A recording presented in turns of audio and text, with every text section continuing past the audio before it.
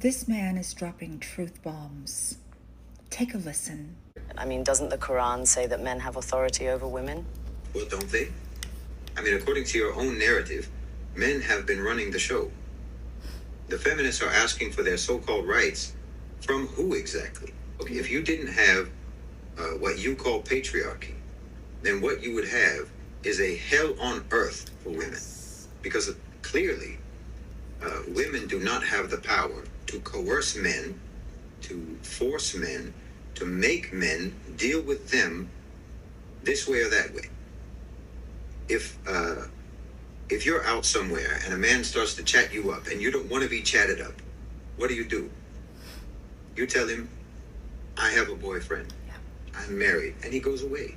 You have to conjure up an imaginary man to get him to back off, because 9 times out of 10, only a man can keep another man in check, because men are inherently more dangerous than women. Instead of patriarchy, replace that word with bodyguard. What makes more sense? For you to be my bodyguard or for me to be your bodyguard? Who do you think is more capable of protecting who?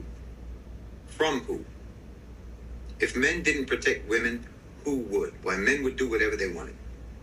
And isn't your bodyguard responsible for you?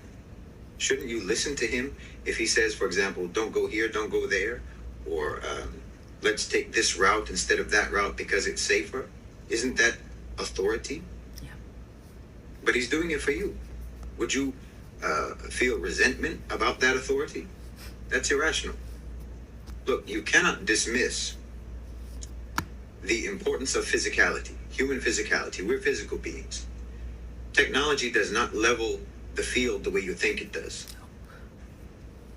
And if you were walking in the street by yourself late at night and you see a man coming towards you, which one of the two of you is more likely to be afraid? Who's going to be scared of who? Me. But see, you in the West have confused this. The feminists have confused this. The power imbalance. That literal physical power imbalance. That imbalance in the ability to coerce and exert force and to be violent. It's just a fact and a reality of the power imbalance between men and women. But your culture is in love with power. It's in love with force. It's in love with violence. So to you, whoever has the greater capacity for violence, whoever has the greater capacity for being dangerous, then that person is better. The one who can exert his will is better. Whoever has the power to force people to do something is better. And whoever is weaker is less. It's because you admire power so much, and you admire force, and you admire the ability to coerce, that you find yourself resenting that men have authority over women, or the idea, the concept of men having authority over women, because you think it's unfair. You think that women are being deprived. But remove that authority and see how deprived you'll be. Remove that authority and you will be in danger. You will be deprived of your safety. You'll be deprived of your security, your freedom, and maybe your life.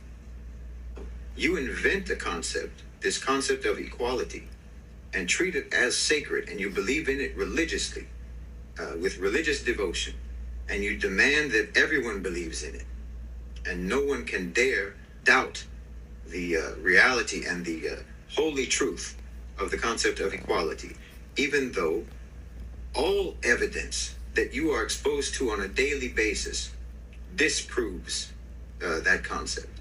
So you'll make fun of us and you'll look down on us and you'll insult our intelligence for believing in something that you say we don't have any proof for. Meanwhile, you're believing in something for which all of the proof that exists disproves it. You see how incoherent your thinking processes are? You see, all modern feminism has to their advantage are words. And a lot of people might say the pen is mightier than the sword. That's true to an extent. I'm a writer. I know the power of words, especially well-written words. However, in order for words to be effective, they have to make sense. There has to be truth in those words. And without that truth, You're just dealing with Disney. And that's what the feminist movement is, basically. Disney. Because there's no truth behind it. If you take away the patriarchy, what does feminism have? Nothing. Women would be in danger without the patriarchy. The patriarchy is what keeps us safe. Because if you take those laws away, again, we have nature. We have the nature of man and the nature of woman, which is not just the emotional nature, it's also the physical nature. And that, as women, we do not want to confront because we know what it means. We have no foot to stand on. We are physically weak compared to men.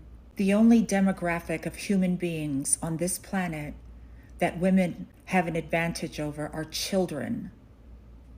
And we utilize that advantage as well. So without the structure of patriarchy, you would have men dominating women, women dominating children, and children dominating each other. That's the way it works. That's the totem pole of power. And as he stated in this video, as a culture, we are obsessed with violence and strength and dominance. What it boils down to, the anger that's in a lot of women. We're jealous of men. And I don't care what you say to me. That is the truth. Because you know what physical strength means. You know what dominance means. And you know you don't have it. So you're trying to write it into history. And good luck with that. Good luck with trying to write something fantastical. Yeah, you might end up with a movie like Avatar. Visually beautiful. Fantastical. But in real life, it doesn't make sense. It's not going to happen. There are no blue people. You might have movies like She-Hulk and other films where women have an unimaginable amount of strength where they can go toe-to-toe with men. But as we know, that is not real life, right? And feminism is not real life. It's a fantasy. It's a dream. What the man said in this video is reality, and that reality terrifies us. So hence, feminism, trying to create some illustrious words that is going to make men feel guilty about their nature. Good luck. Yeah, it might work with some guys, but guys are not going to give up who they are. And we're always going to need men, no matter what. And women can sit there fantasizing about a world where men don't exist. Good luck with that too, because men are always going to be here. So will bears and other animals that we're afraid of. They're always going to be here. Nothing you can do. That's the planet we live on. So keep working with your words.